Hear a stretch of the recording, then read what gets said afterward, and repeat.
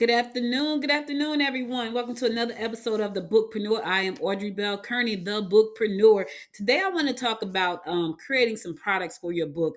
So, as you guys, if this is your first time to my channel, you may not know this is my first book, and this is like the proof copy, but this is the copy I have on hand.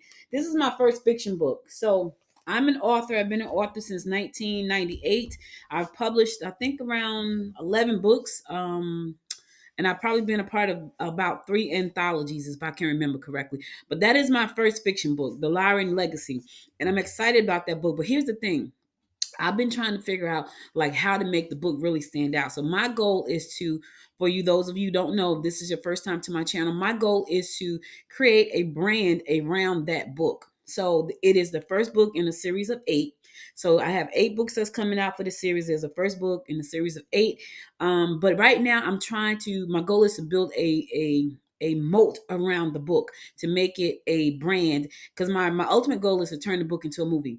And so that being said, I was trying to figure out ways to, make it happen. Like, what could I do to make it stand out? What could I do to build a brand around it? So I had to go back to my roots. So let me go back just a little bit so you guys can get the backstory. In 1998, I co-authored my first book with some friends. It was called A Cookbook to Romance, and I always have it by my desk because I want you guys to see it. This was way back when it wasn't like, self-publishing wasn't what it is right now. This is the very first book I co-authored. It's called A Cookbook to Romance, not sold anywhere. As a matter of fact, if you have one, it's a very limited edition. So when we published the book, the editor, not the editor, the printer of the book, and this is way before Amazon came around and made it really possible for people to do stuff. We sent this book to a printer. We sent a floppy disk to a printer. The printer took the information off the floppy disk and they printed it on some pages and they sent us back some books. We did a book signing. We sold completely out of all of our books at the book signing. We went back to get more books from our printer and the printer was gone. And so we sold out like in the first 2 months of having the book in hand. And the printer, we don't know what happened to him. He went out of business. He took our floppy disk. We kind of left it right there and kind of stopped at that point. Excuse me.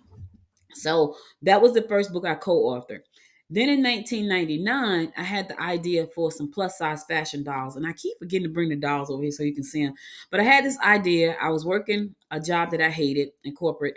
And I had this idea for this plus size fashion doll. Now, I had never seen a plus size fashion doll. Didn't know anything about a plus size fashion doll. But I went and told my friend about it. I said, hey, I had this idea for this plus size fashion doll. I didn't know that she was a doll collector. So she is actually a doll collector. And so she said, I just bought a doll. You got to come and see it. So I go to her house that night and she shows me this beautiful doll by Byron Lars. The doll she had just paid $250 for. It was a collectible. And I said to her, you paid $250 for a doll? And she said, yeah. I said, why? She said, because it's a Byron Lars doll by Mattel. It's collectible. They only made a certain amount. Had no idea what that meant. Didn't know what it meant to have a collectible, no idea. So when she told me the story about how you could do how she had all of these dolls that she had collected because she was a collector, they were limited edition dolls. I was like, oh my God, we're about to be rich.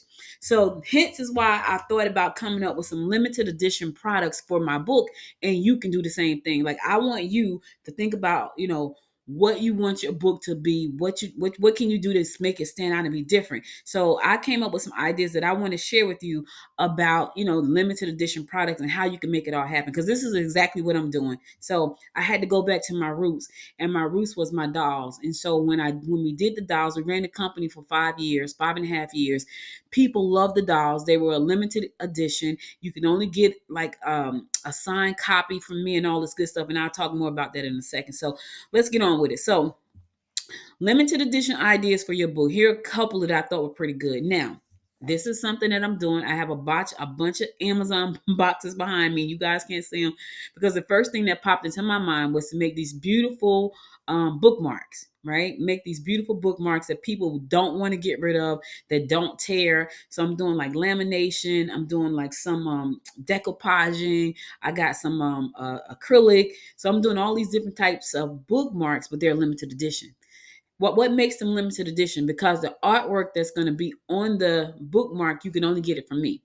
And it's not on the internet anywhere. You can't find it. It's only going to be on that bookmark. I'm only going to do about 1,000 bookmarks, which makes it a limited edition.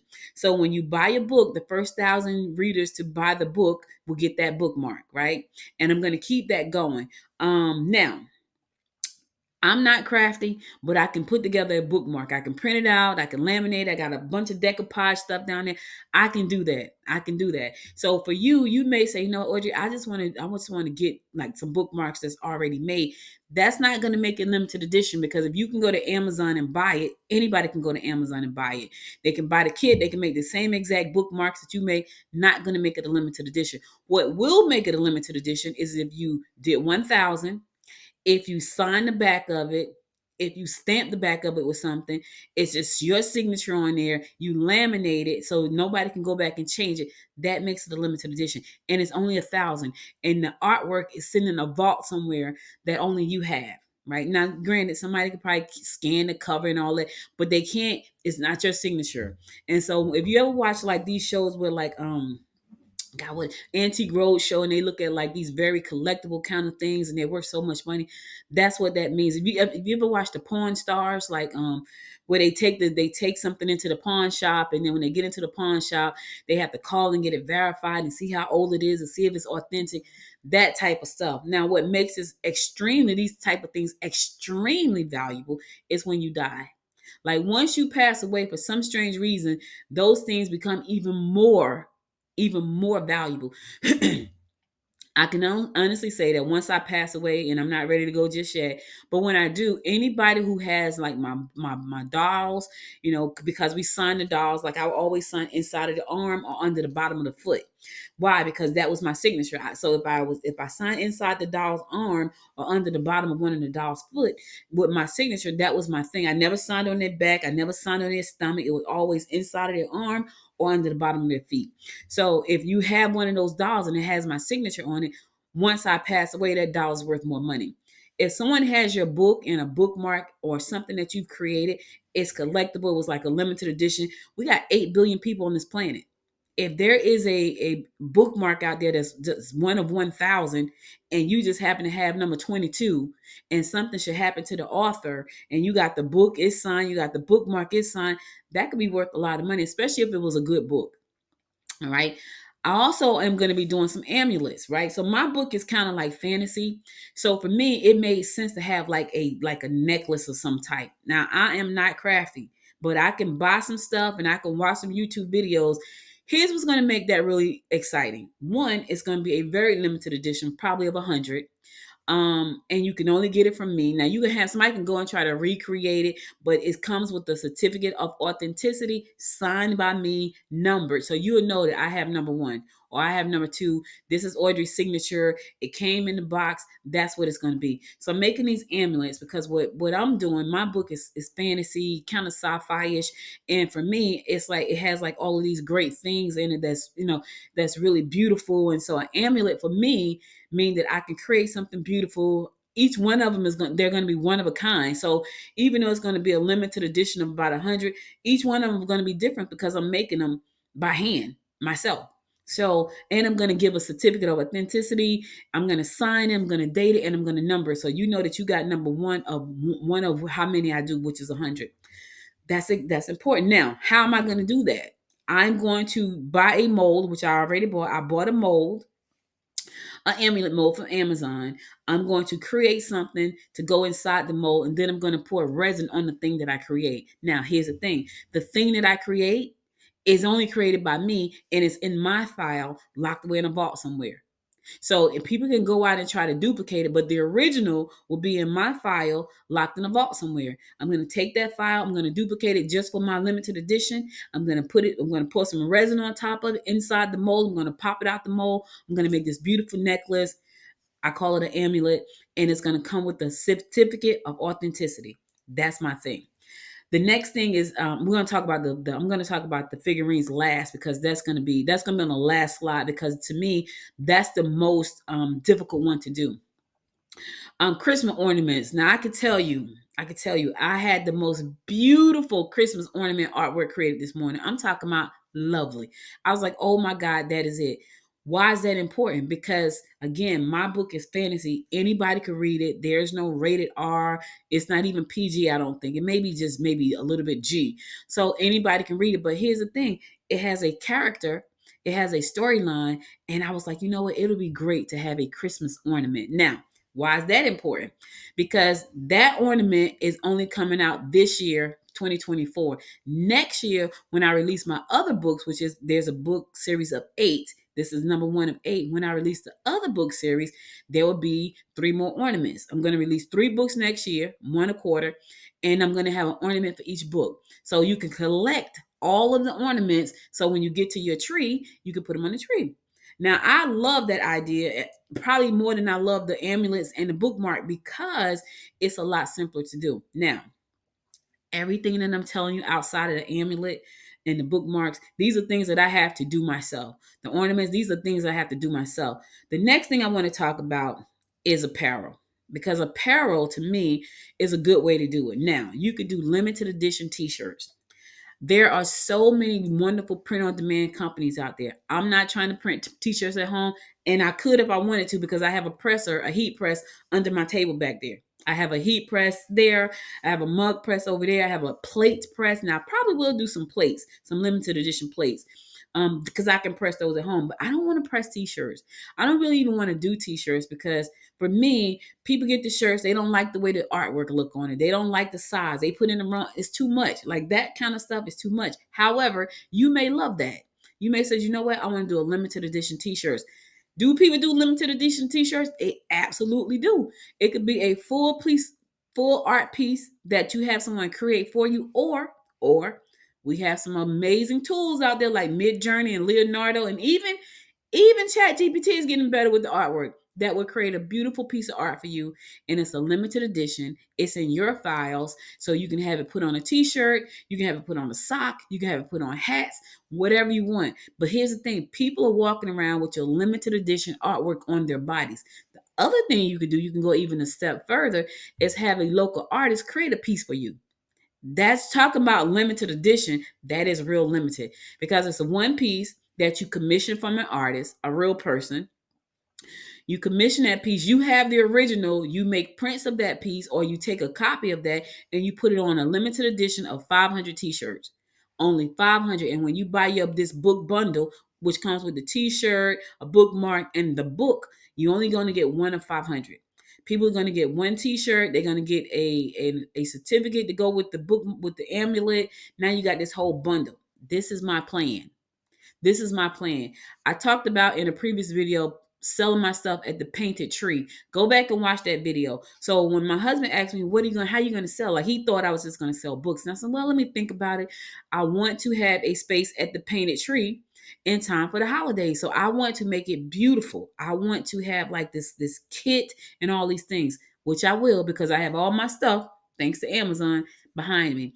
And the things that I don't want to sell, at my store inside the painted tree can be bought online, like t-shirts and socks. I don't want to have to do socks. I don't want to have to do t-shirts. So I will go to like Printify or Printful or somebody, Redbubble. There's a bunch of them. Pick one. And they will gladly print my artwork on whatever product I want to print it on and send it to the client, to the customer. And if there's a problem, it goes back to the company and the company handles the problem. I don't want to do that part. That's too much work for me. I don't have that kind of time to be pressing out t-shirts and all that. I don't want to do that part. However, you may have the time. You may say, you know what? I really want to do this at home.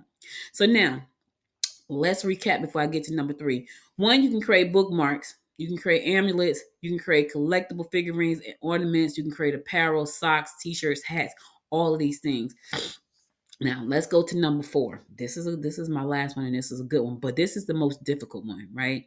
And the reason I say this is the most difficult one is because it's going to take a little bit more. See, with the bookmarks, you need some paper, some ink, some stamps, some lamination, some decoupage. That's what you need, right? With the amulet, you need like a mold that you can get from Amazon. You need some resin, you can get that from Amazon. You need some mica powder, you can get that from Amazon. All of that stuff comes from Amazon.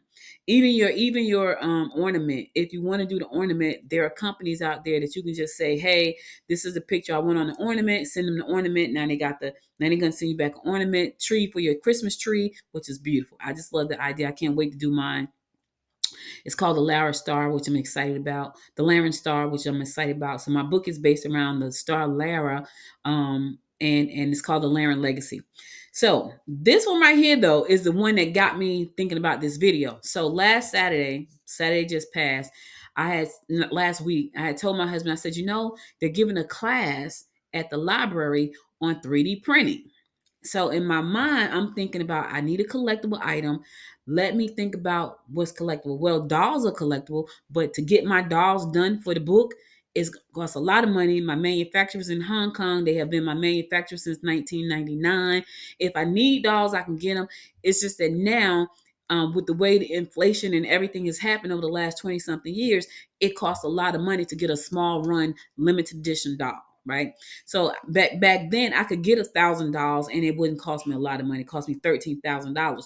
Now for me to get $1,000, it cost me $55,000 for $1,000. Now, can I make the money back? Yes, I can, because now I can sell the doll for like $159. I make my money back plus whatever. I don't want to do that because I don't want to spend $55,000. However, if I wanted to do that, I could. So, but I thought about, okay, what if I did something a little bit different? What if I created a 3D printed figurine? That was my first thought, right? So I go to the library. They had this wonderful class about 3D printing and resin. I said, okay, I know how resin works. Let's go check it out. I go there. It was very informative, but guess what the guy said to me? He said, well, how big do you want it? I said 6 inches, 12 inches, about the size of a doll, which is about 11 inches. He said, ooh, he said, I can tell you right now, 6 inches alone to print out on 3D printers, like if you had one at home, it's going to take you 40 hours. I said, that's an 8-hour work week, 5 days a week. That's how long it's going to take. So in that 1 hour, I learned a lot about not wanting to do that. Now, that being said, if you are a sculptor, or if you know a sculptor, or if you know someone who does 3D printing manufacturing, because there's a difference. Like the 3D printer that they have at the library are really consumer grade 3D printers. Now, I did ask them, did they have a commercial one? They said they had one, but it was slower than the consumer one. I was like, really? So it is. They did have them. You could probably get one. It's going to take a long time. I probably would not do that. I'm not going to do that because after that, because I was excited, I was like, okay, we could print them at home. Now, when he told me it was going to take 40 hours to print one 6 inch figurine. So I kind of scrapped that idea. It's like, okay, let's scrap that one for now. Later on down the line, I may make a doll. Why? Because I have a doll most already made sitting in China. All I got to do is send the money, send the clothing, send everything I want, and I have a doll done. This one, I was like, nah, I'm going to pass on that one. So I decided to pass on that one. But if you want to do a figurine, it'll be something beautiful to go with that. Now, these are the things that I'm talking about are predominantly for fiction, right? Now, if you have a nonfiction book, a figurine may not work for you. Apparel, t-shirt apparel, yeah, that could probably work for you. Bookmarks could work for you. I don't know if an amulet will work.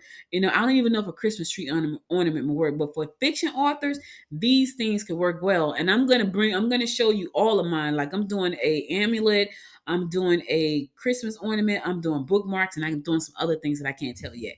So I'm excited about that. And these are some ways for you to build a brand around the book. Like, in my real life, I have a marketing and media company, content creation agency in my real life, right? The book is a part of my real life now, and I want to build a standalone brand for my book. And the way that I'm going to do that is to really think outside of the box. Right here, think big. See this one right here says think big. I have to really think outside of the box. One of my favorite PR people, he's not a PR person, but he does a lot of PR stunts, is Richard Branson. Richard Branson will always do something outside of the box to get attention to the brand, which is what I plan on doing. So when you see me say limited edition socks and limited edition shirts, those things I probably will do, but they will probably be on demand. I probably would not have any of that in my house. Bookmarks and amulets, on the other hand, in the house. They'll be in the house. The figurines, maybe down the line when I get to like book number 3, I might have a character that I really, really, really want to do a figurine or a doll for. That's later on down the line. But right now, I'm really excited about the things that I'm going to do, which are the ornaments. I'm doing a Christmas ornament. It's called the Star of Lyra. I'm Lyran Star. I'm excited about that. I'm doing the amulet. I'm doing the bookmark. I'm doing that for the book. And I have one other thing that I'm doing that's really, really cool. So I hope you guys enjoyed this. I hope that this video helps you think outside the box about how to build a brand around your fiction book. And if it helps you in the nonfiction space, by all means, use what you can to help you get your book out there and help it stand out from a crowded space. Listen, I created my book with AI. So if I'm creating my book with AI, there are probably a whole bunch of other people doing the same. You're going to have to figure out how to stand out. Do I love the story? Absolutely love the story. So I had this idea. I fed it to AI. AI gave me back something. I went back in, I tweaked it. AI gave me something back. It took me more time editing, like coming up with other thoughts to go into the book, which I absolutely loved. It allowed me to be creative. It kind of got my thinking process going better in that space, a space that I had never been in before. So I hope you liked it. Listen, if you like this recording, go to thebookpreneur.com, thebookpreneur.com, and sign up for my newsletter so you never miss an episode of what I got going on. And if you go over to the website, the Bookpreneur on YouTube, youtube.com/ at the Bookpreneur, subscribe to the channel. All right. Thank you again for listening. I'll be back next Tuesday with another training video to help you build a brand around your book. Until next time, make it a great day. Bye, everybody.